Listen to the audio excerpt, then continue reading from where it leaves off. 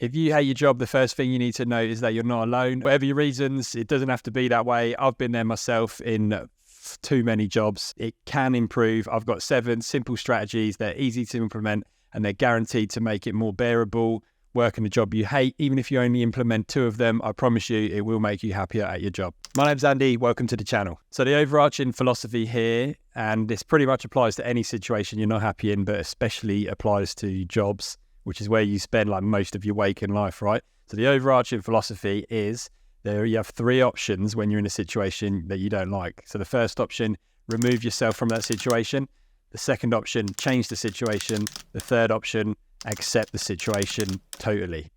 That is from Eckhart Tolle in a book called Power of Now. If you've not read it, check it out. It might be a bit too airy-fairy for some of you, but some of you will love it. I read it probably about 15 years ago and that stuck with me. But yeah, basically, like, can you remove yourself from the situation? If not, can you change the situation? As in, like, can you improve it? Is there things you can do to make the situation better? If not, you need to just accept it totally and sort of make peace with it and stop fighting against it. You will find more happiness that way. And before we get into the strategies, I'm going to assume that you can't do the first option, which is remove yourself from the situation. I'm going to assume that you can't quit your job.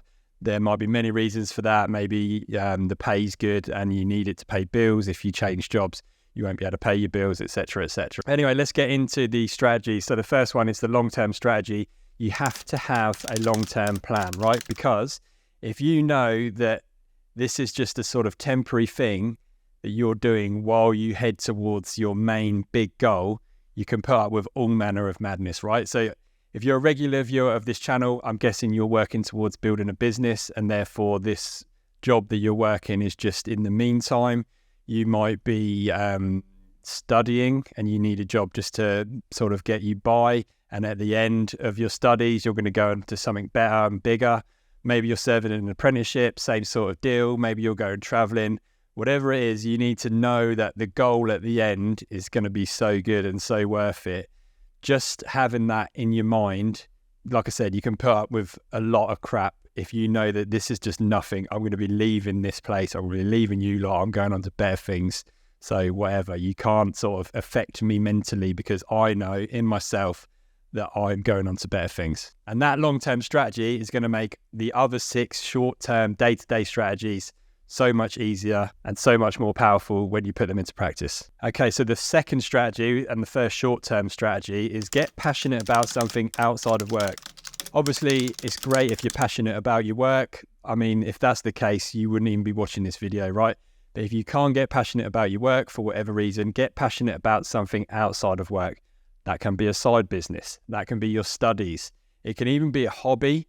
If you've got something else going on in your life that's just giving you so much joy outside of work, and you're looking at the work as almost just sort of like your work becomes the side bit of your life that like you have to do to facilitate the main bit of your life. There's nothing worse than the main bit of your life being something that you hate, like a crap job. If that's all that's going on in your life, man, that is horrible. So get passionate about something outside of work.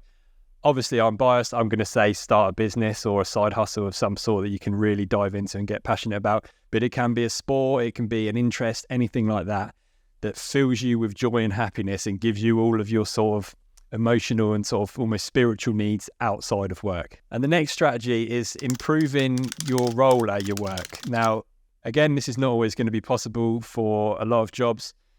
For a lot of jobs, it's probably more possible than you think. And what I mean by this is, obviously, you can't just go, oh, I'm promoting myself to a different position. But what you can do is sort of find new challenges in your role. And it's going to take a bit of an attitude shift if you've always been the sort of, I hate this job. Sort of ask if you can do new tasks and sort of take a bit of control over your role at work. Like, can you sort of take ownership of things within your role that then provide you with a fresh challenge and something that you will enjoy? Obviously, you'll still have to do all the boring stuff that you probably don't like, but can you add things to it and improve your role that will make it sort of more challenging and therefore more interesting for you? And what you might find then as a byproduct of that is that by doing that, and sort of trying to take on extra things or even just different things, because a change is as good as a rest, right? Even just by doing that, you might find that people start treating you a little bit differently. So the next strategy is use your downtime effectively.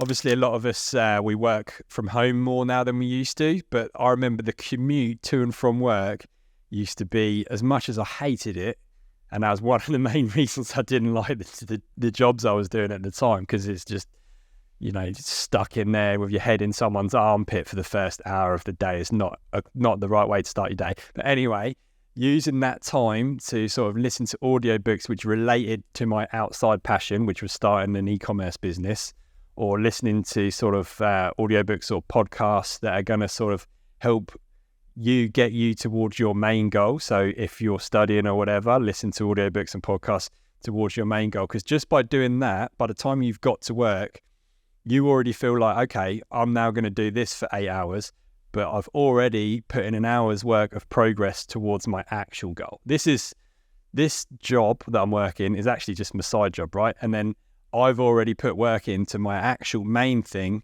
on the way here. And beyond just education, it can be like, responding to emails from customers, talking to suppliers, doing extra research or whatever. Like, your phone in your pocket is basically a computer now, so you don't need to try and sit on a tram with a laptop. You can use your phone and get loads of stuff done on the way to work. Again, using the example of starting a business, there's just not enough time in the day a lot of the time when you're working a full-time job. So if you can tick off heaps of tasks in that sort of dead downtime on the way to and from work, that's going to set you up nicely for the rest of the day. And even if it's like a lunchtime, like obviously it's good to have a break at lunchtime. So if you're going to go for a walk or whatever, that's fantastic. But if you're just going to sit there just sort of like doom scrolling through Instagram anyway, then you might as well do something productive and something that takes you closer towards your main goal. Okay, this next one's a bit of a weird one. I've never heard anyone else talk about this before. Let me know in the comments if it's just me being a weirdo, but it's something that's really helped me. When you're working for a company, I like to almost think of myself as a separate company working for that company. So it's hard to explain, but so when I'm working in a company, it's not Andy working there as an employee for the company. It's Andy there as the brand Andy. So like, I'm like a self-employed business going in, charging them money for me to provide a service to them. I think that helps me because I'm interested in business and interested in, starting my own businesses and things like that. So it helps me just to have that mindset that I'm representing my own company of me, basically. It's weird. I don't know if I've made that. I've probably just not explained that at all. But that's something that's always helped me very well, because then I find that I have a bit more pride in my work as well, because I'm sort of, I'm representing me, the brand or the company. I don't know. Let me know in the comments if that's just made no sense at all. And just before we get on to the last strategy, the fifth one is to know your worth.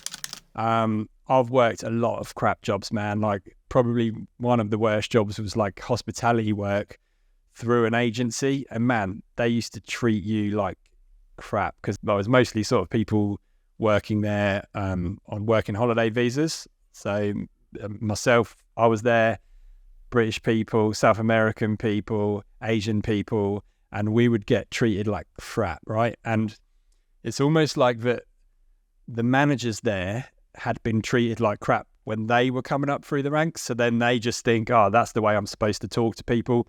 And it's not, for the record, because no one was motivated. And if anything, it just made people just even more unmotivated. But anyway, what I'm trying to get to is you need to know your worth. So it can be very easy when people just talk down to you all the time, especially if you're younger. This gets easier as you become older. But when you're younger, people will talk down to you a lot, and it's a lie, basically. And if you start believing that, then that sort of, you start acting like that. If people start telling you, oh, you're not very good at most things, right? Or you're not very good at the job, at least, you start believing that. And then that sort of becomes a reality, because that's the story that you're telling yourself. So you need to know within yourself that, no, I am actually better than this person is saying. That's a lie. I know the truth. I'm better than this job. You can think about that. You can think that if you want, like, if that helps you to know your worth. So then it becomes, that's easier said than done. So then it becomes this a challenge of, how do you get to know your worth and how do you build that confidence in yourself? One easy way, as a matter of fact, is knowing that you can leave if you wanted to. So have a look around at other jobs, maybe even apply for some. If you know that, look, I could leave this place and get a new job at X place next week, then I think even just subconsciously, that's going to come across in the way that you behave and the way that you react when people treat you a certain way. And people pick up on that, even if they don't know consciously, they pick up on, I actually better treat this person with a bit of respect because they're not a pushover. And again, it's like, there's certain industries where this seems more prominent. Hospitality is definitely one of them. I've done some manual labour stuff and it happens a bit there. And I think it's almost like bullies. Like like I say, as they've come up through the ranks, they got treated like crap, and then they now get a bit of power. They become a middle manager. So then they treat the people below them like crap. Horrible, man. Horrible. But yeah, so try and know your worth if you can. And at the end of the day, like, it's just a job. There's plenty more jobs out there. And if someone really is being out of order to you, just tell them where to go. Okay, the final one, and this is probably the most sensible one that you may have heard elsewhere, but it's probably the most easy to implement, and it's the most sensible one. It's the sort of one your parents would say to you, oh, this is good advice, and it is good advice, right, for a reason, okay? So build and practice transferable skills. So again, going back to whatever your main passion is, be it starting a business, be it you're studying towards something or an apprenticeship, this is going to be very easy, right? So within your role, I don't care where you're working or what job you're doing, there will be things which you can take as a skill and build upon as a skill into whatever your main goal is. Even if it's just talking to customers, even if it's just being organized, even if it's just sticking to sort of time deadlines, things like that, that's all like a muscle that you can build. And so doing that, and then that will help you do it as well, because you'll be thinking, all right, I'm doing this now. I'm now doing this job well, but not necessarily for the benefit of the job, for the benefit of myself, right? And I'm going to let you into something. Most people you work with are doing the same. Most people, yeah, they do kind of care about the company, but at the end of the day, who's the most important person to everyone, right? And look at your colleagues, and I promise you this is the case for most people. They're looking out for themselves. That's the number one priority, right? And the company or the business will probably be second, okay? So build your own transferable skills that you can use in other areas of your life, and it can also feed back as well into it. So if you're again starting a business outside of work and you're picking up skills from that, and you can then implement them into your day job, you're going to really enjoy implementing them and practicing them and building up your experience in that area, aren't you? And if you are looking to start a sort of side hustle or a business outside of work, watch this video next, because that has got 5 easy to start side hustles which are guaranteed to make you money. So that's that for today, guys. Let me know what you think about this video. It's a bit of a different style, less edited, more sort of freestyling. Thanks for watching, guys. That'll do.